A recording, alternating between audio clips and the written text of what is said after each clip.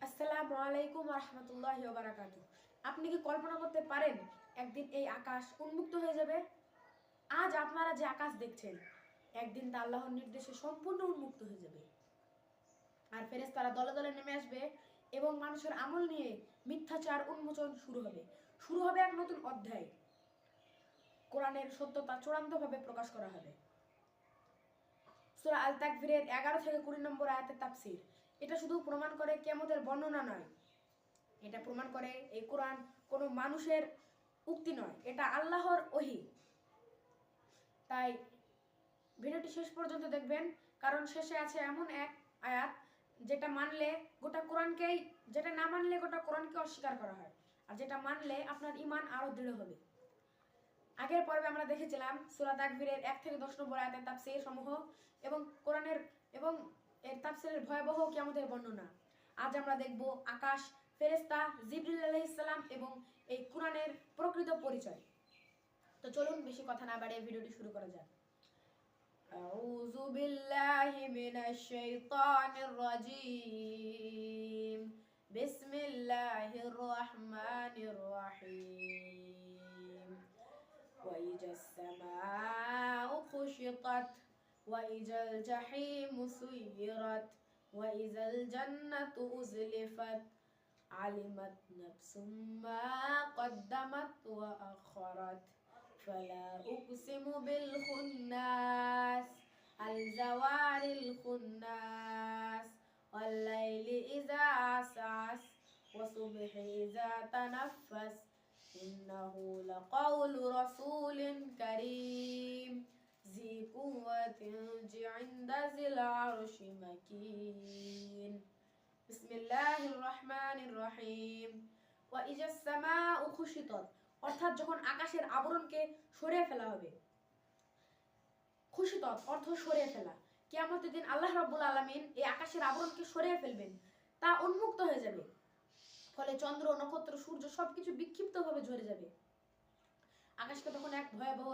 আকাশে এক ভয়াবহ দৃশ্য দেখা যাবে, কারণ আল্লাহ সে আকাশকে নির্দেশ করবেন।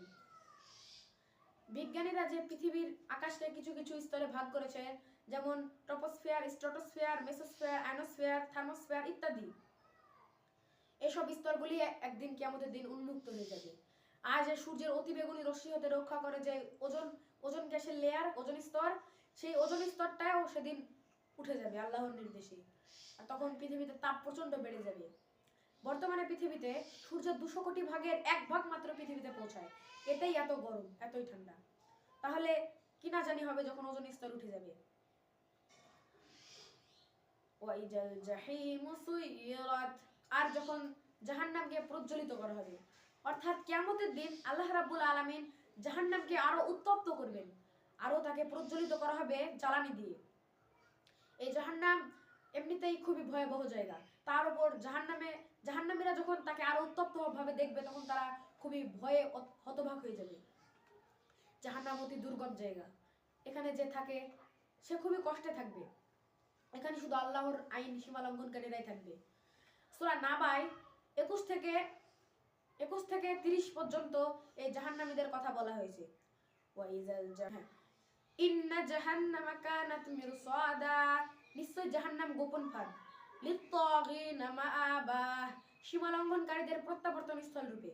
লাবিসিনা ফিহা আহকাবা, সেখানে তারা যুগ যুগ ধরে অবস্থান করবে। লা ইয়াযুকুনা ফিহা বারদান ওয়ালা শারাবা, সেখানে তারা কোনো পানি এবং কোনো খাবারের স্বাদ গ্রহণ করতে পারবে না। ইল্লা হামিমা ওয়া গাসসাকা, ফুটন্ত পানি আর প্রবাহিত পুজ ব্যতীত। জাযাআম মিফাকা, এটাই তো তাদের উপযুক্ত প্রতিফল। ইন্নাহুম কানু লা ইয়ারজুনা হিসাবা, তারা পরকালের হিসাবের আশঙ্কা করেনি। ইয়াউমা ইয়াকুমুর ওয়াকাজ্জাবু বিআয়াতিনা কিজ্জাবা, এবং আমার আয়াতসমূহকে চরমভাবে মিথ্যা জ্ঞান করেছে। ওয়া কুল্লা শাইইন আহসাইনাহু কিতাবা, সবকিছু আমি সংরক্ষণ করে রেখেছি লিখিত কিতাবে। জাহান্নাম অতি দুর্গম জায়গা। এখানে জাহান্নামীদেরকে খেতে দেওয়া হবে জাক্কুম জাতীয় কাঁটাজাত ফল, এবং তাদেরকে পান করতে দেওয়া হবে অতি উত্তপ্ত এক পানি, যেটা খাওয়ার পর তাদের মগজ গলে কান দিয়ে নাক দিয়ে বেরিয়ে আসবে, যেটা খুব ভয়াবহ দৃশ্য পরিণত হবে। এটা শুধু এখানে থাকবে শুধু আল্লাহর আইন অমান্যকারী সীমালঙ্ঘনকারীরা, তারা ব্যতীত কোনো মানুষ এখানে থাকবে না। ওয়াইজাল জান্নাতু উজলিফাত, আর যখন জান্নাতকে নিকটবর্তী করা হবে, অর্থাৎ কিয়ামতের দিন হাসরের ময়দানে জান্নাতকে আরো কাছে আনা হবে, আরো নিকটে আনা হবে, যার কারণে মুমিনদের আরো বিশ্বাস বাড়বে। তারা জানতে পারবে হ্যাঁ আমরা এই এই জান্নাতে যেতে পারবো। তখন তাদের মনোবল আরো বাড়বে, তারা হিসাব নিকাশ আরো জলদি করার চেষ্টা করবে, এবং যখন তাদের হিসাব নিকাশ হয়ে যাবে তখন তাদেরকে নিয়ে গিয়ে সেই জাহান্নামের গেটে রেখে, সেই জাহান্নামের বড় দরজায় রেখে আসা হবে। তারপর তারা খুবই স্বচ্ছন্দে প্রবেশ করবে। এই জান্নাতের কথা সূরা নাবার 31 থেকে 36 নম্বর আয়াতের মধ্যে বলা হয়েছে। যেমন যেমন ইন্নালিল মুত্তাকিনা মাফাজা, নিশ্চয়ই মুত্তাকিনদের জন্য রয়েছে সফলতা। হাদাইকা ওয়া আনাবা, উদ্যানসমূহ ও আঙ্গুরসমূহ। ওয়া কাওয়াইবা আতরাবা, এবং পরিপূর্ণ পানপত্র। ওয়া কাসান দিহাকা, এবং সমবাসিকা উদ্ভিন্ন যৌবনা তরুণী।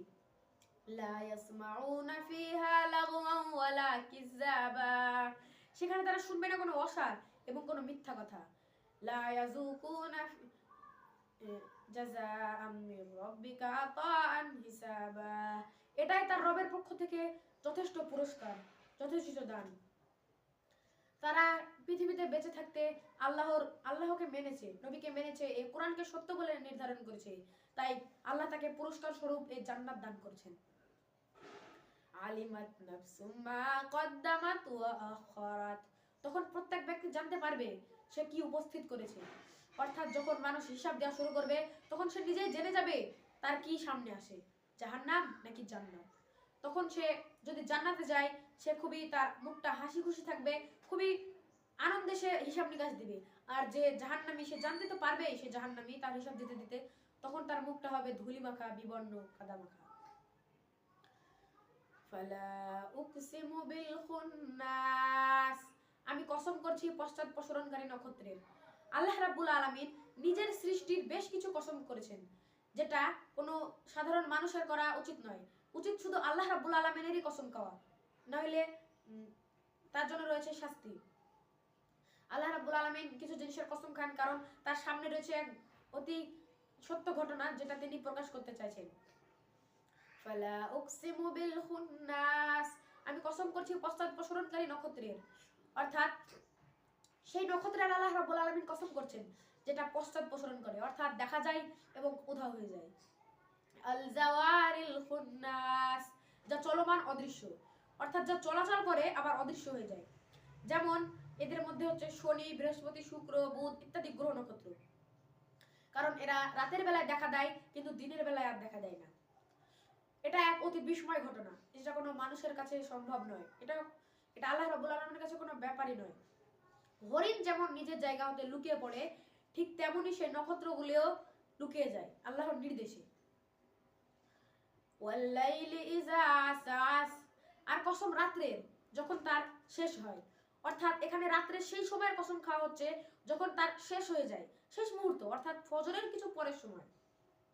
এই সময়টা অন্ধকার থেকে আস্তে আস্তে আলোতে রূপান্তরিত হয়, যেটা এক অতি আশ্চর্যকর ঘটনা আল্লাহ রাব্বুল আলামিনের কাছে, যেটাও এক সহজ ঘটনা।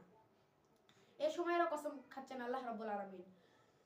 এরপরে ওয়াসুবহি ইযা তানাফাস, আর কসম সুবহের, অর্থাৎ সেই সুবহের কথা, অর্থাৎ সেই সকালের কসম যখন তা রাত থেকে দিনে রূপান্তর হয়, অর্থাৎ যখন দিনের অবসান হয়, সেই দিনের কসম খাচ্ছেন আল্লাহ রাব্বুল আলামিন স্বয়ং নিজেই, কারণ এর সামনে রয়েছে এক অতি সত্য ঘটনা।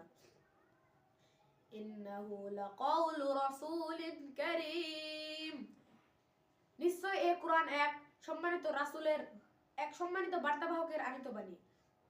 এই কুরআন রাসূল নবী সাল্লাল্লাহু আলাইহি সাল্লামকে বোঝানো হয়নি। রাসূল বলতে এখানে বোঝানো হয়েছে জিবরাইল আলাইহিস সালামকে, অর্থাৎ তিনি নবী সাল্লাল্লাহু আলাইহি সাল্লামের কাছে 23 বছর ধরে ওহী প্রেরণ করেছিলেন এবং অন্যান্য নবীদের কাছেও প্রেরণ করেছিলেন। এই কোরআন সৃষ্টির 50,000 বছর আগে, যেই এই পৃথিবী সৃষ্টির 50,000 বছর আগে কোরআন ছিল আল্লাহ রাব্বুল আলামিনের অফিস লাওহে মাহফুজে, সেখানে তিনি পাহারাদার ছিলেন। তিনি ছিলেন এক বিশ্বস্ত, মুতাইন সাম্মা আমিন, মান্যবর, সেখানে সে বিশ্বস্ত, সে কোনো বিশ্বাসঘাতক করেনি, সে সেখানে আল্লাহর সবকিছুই মেনেছে।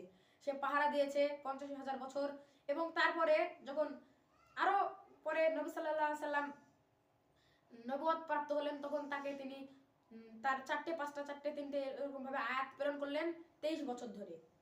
তাই তাকে এখানে আমিন অর্থাৎ বিশ্বস্ত বলা হয়েছে। ভিডিওটি যদি ভালো লাগে একটি লাইক দিবেন, আর চ্যানেলটি সাবস্ক্রাইব করে আমাদের পাশে থাকবেন, আর এই ভিডিওটি অন্যদেরকে শেয়ার করে দিন যাতে তারাও এরকম আল্লাহর কালাম জানতে পারে। আর এখনো যারা এর আগের পর্বগুলি দেখেননি তারা দেখে আসুন, এবং কমেন্টে লিখুন এই সূরা আল তাকবীরের কোন আয়াতটা আপনাকে বেশি ভাবিয়েছে। এই বলে আমার সংক্ষিপ্ত বক্তব্য শেষ করছি। আসসালামু আলাইকুম ওয়া রাহমাতুল্লাহি ওয়া বারাকাতুহু। জাযাকাল্লাহু খায়র।